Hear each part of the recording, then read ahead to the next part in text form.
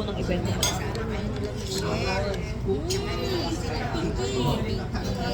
Yan, mga barkada. Sabi ni Pinky. Si Pinky Dalamas. Pakita mo nga yung picture ni Pinky. Ang iniisip kong Pinky, si Porit. Pinky Kilala talaga yung Nun ko nga lang nakita Anong sa section US mo? nung yun. Pinky. Hindi ko rin asawa niya. Amerikano. Hindi ko nga siya talaga kilala. Nung magkita lang kami doon. Tapo yun. Si Pinky ano yan? Porit. Classmate ko. Kasi maliit. Si Vicky kilala. Vicky sa...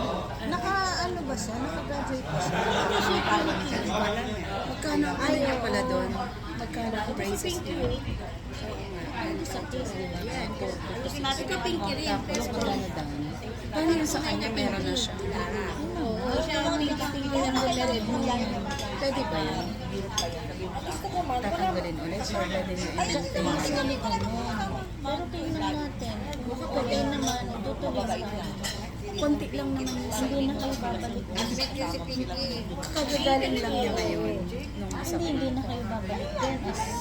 permanent. Ayaw na talaga namin. Naghahanap lang kami ng dentist. Pero sinabi na namin sa kanya kasi pag pupunta siya doon, magta-taxi siya, 1-2 din. Tapos pag susunduin pa minsan, napaka-hassle.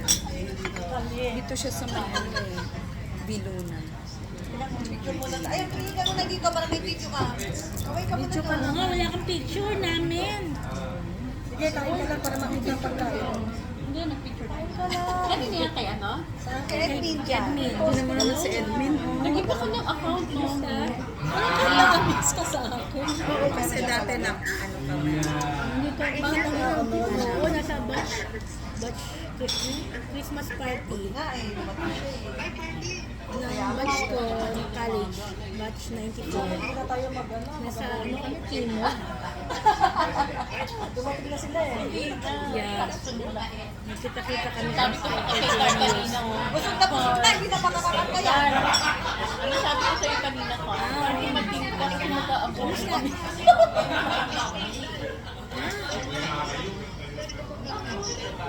Ganon?